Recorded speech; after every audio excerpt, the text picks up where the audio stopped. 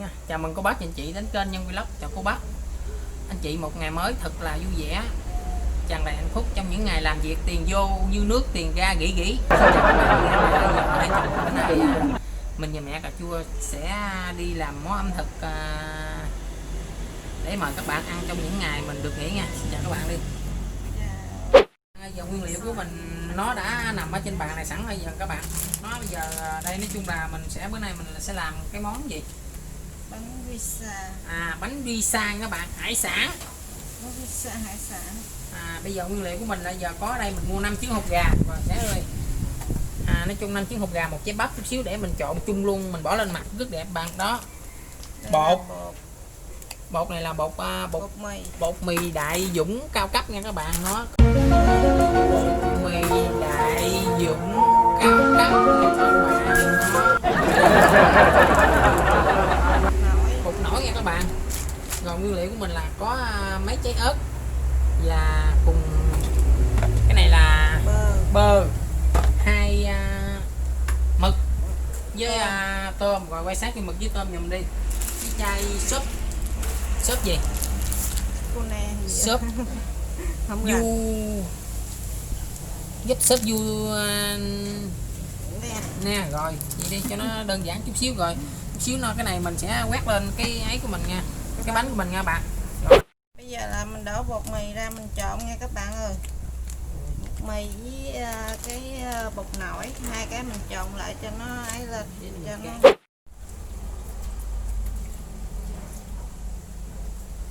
nêm vô trong bột luôn các bạn ơi. Nêm miếng cà no cho nó vừa ăn.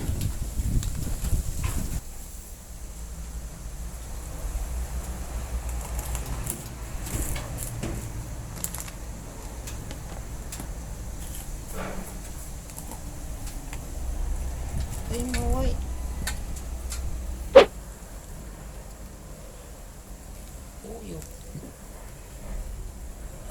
Bỏ vô thêm miếng bơ trộn vô trong bột nha các bạn ơi.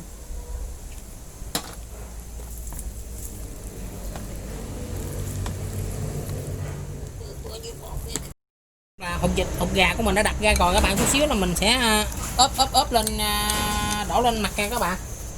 Đây hột gà, đây là mực, tôm, bắp, xúc xích, nói chung là ớt chuông, với đây là củ hành, xúc xích. Rồi bây giờ mình sẽ mình chiên luôn, mình xào luôn các bạn ơi.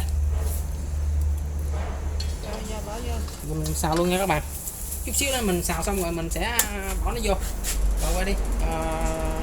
Đi xào là mình đã xào cái mâm này, nói chung là xong các bạn.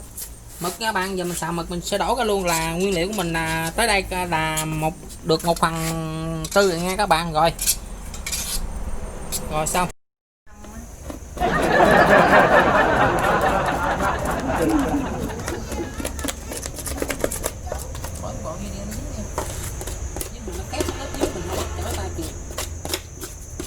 Khép là không có chở được đâu đó nha,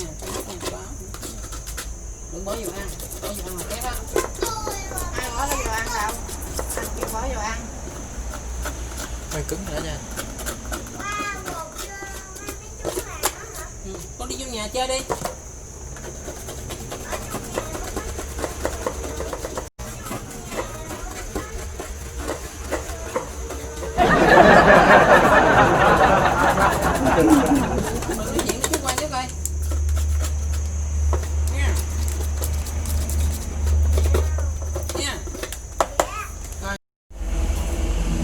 Giờ mình cán nó ra luôn các bạn ơi. Nói chung là bột này nó bạn, giờ nãy giờ mình để cho nó rất là nở nãy giờ các bạn, giờ mình sẽ cán nó ra luôn. Cán nó ra giờ mình xong rồi mình sẽ đi hấp nó. Rất là ngon.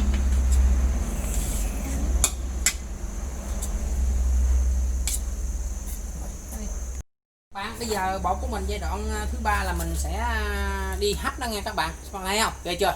Giờ mình sẽ cán ra đều đó bạn ơi. Giờ mình sẽ đi hấp thôi. Đi nướng thôi.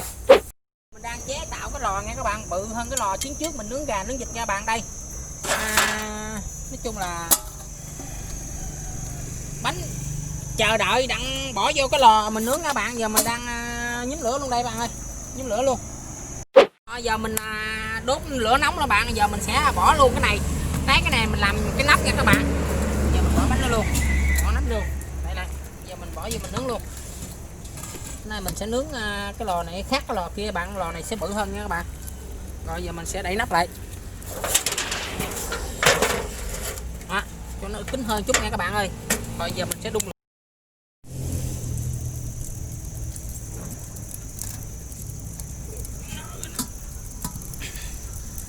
Khói quá các bạn ơi.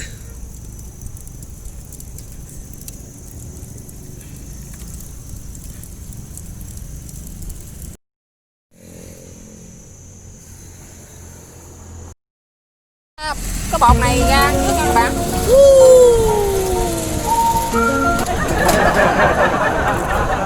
Phì lên rồi. Wow, ngon bạn ơi, nó phì lên nghe các bạn. Rồi bây giờ mình sẽ ngon nè. Đúng rồi.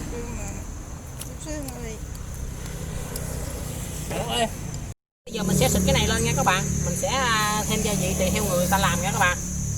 Nói chung cái miếng này mình cũng cắt ra sẵn là chút xíu mình lấy cho nó dễ, nó không có bị chung nó không có bị ấy nha các bạn, nó không có bị bể nha các bạn. Rồi bỏ Super Junior vô.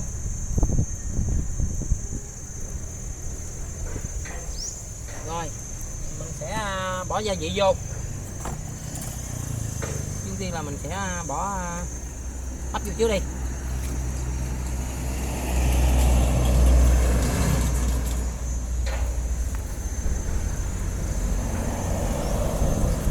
Mình nướng một quần nha bạn, giờ mình đem ra mình nướng khác ta các bạn. Bây giờ mình nguyên liệu mà muốn thấm ngon thì mình phải giờ mình tứ nói chung là trứng gà vô, trứng vịt vô, ở trứng này trứng gà tứ vô bạn biết để làm gì không? Chút xíu cho nó dính mình ăn cái nó không có bị ấy nha các bạn, không có bị rớt nha các bạn. Mình rước con vịt lên rồi các bạn, giờ mình sẽ bỏ vô mình nướng lần thứ hai nha các bạn. Quả nóng ba ơi, nóng quá ba ơi, quá đã các bạn ơi, quá ngon các bạn ơi, quá hấp dẫn. Sẽ phải nắp đây nha các bạn ơi.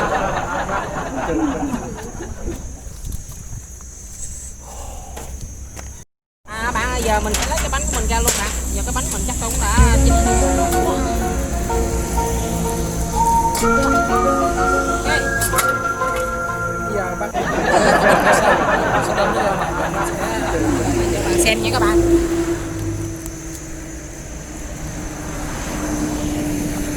Chín không vậy mà.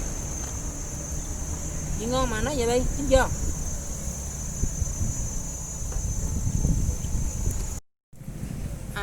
Hello xin chào các bạn nha, các bạn ơi. Cái mâm cái này là kêu bằng cái gì? Bánh pizza nha các bạn. Mình nướng bằng cái lò nướng này nha các bạn. Đó. Bây giờ mình nướng ở đây, mình ngồi đây mình ăn luôn bạn. Đó, quay cái lò nướng này. Đó, nói chung là đó, bạn thấy cái lò nướng không? Ghê, hồn chưa? Đó, bây giờ mình sẽ quay lại cái vấn đề cái bánh của mình các bạn. Nói chung là bạn thấy không? Rất là ngon, mình làm nhà đó bạn. Nói chung là đủ thứ trong này nha bạn. Và nói chung đủ gia vị mình ăn thử các bạn ơi. Mời bạn nha, ăn test. Rồi giờ mời các bạn, mình có cái dĩa sẵn mà sẽ gấp cho rồi. Bây giờ mời các bạn nha. Nói chung bữa nay ăn với mình một miếng bánh pizza buổi chiều nha các bạn, rất là ngon các bạn ơi. Nói chung là đừng ngồi chỗ này nó cũng hơi ồn bạn, xe rất là đông. Ngon quá.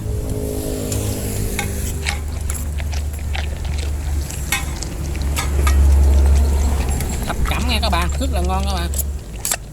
Gì đâu? Sao cái bánh ra không ngon vậy trời nhỉ? Anh ăn nè. Mời các bạn nha. Rất là ngon bạn, rất cầm. Các bạn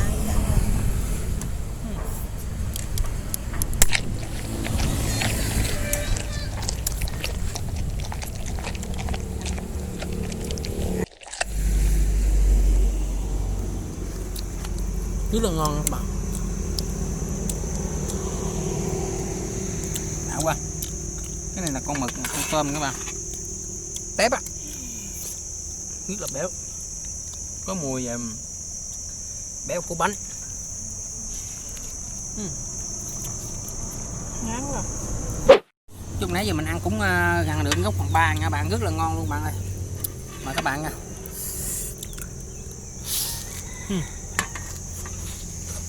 Ngon. Ngon. Ngắt nổi rồi. Rất là ngon.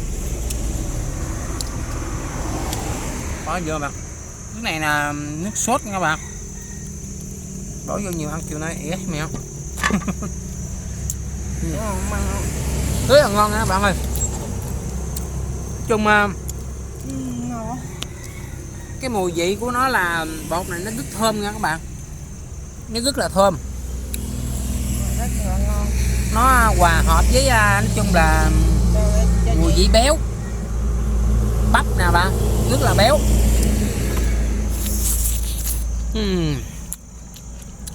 Đó.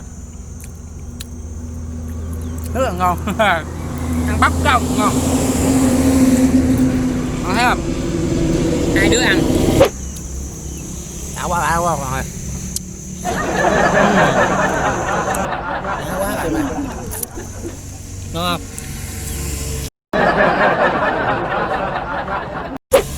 Rất là ngon nha các bạn. Ô mời bạn nha.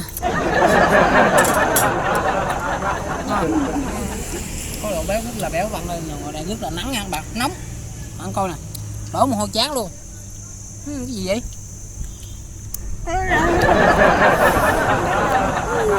Nó quá trời nực bạn ơi. Cái này là cái bánh này ăn rất là ngon luôn các bạn. Nãy giờ hai đứa được nửa cái luôn bạn ơi. Rất là đã, rất là béo, rất là giòn. Nếu mà các bạn á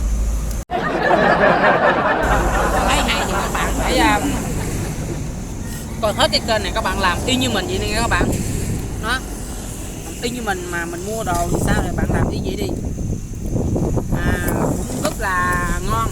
Đó, giờ hai vợ chồng mình sẽ kết thúc clip ở đây các bạn. Giờ trời nó còn nắng quá bạn ơi, bây giờ mình sẽ vô nhà thôi.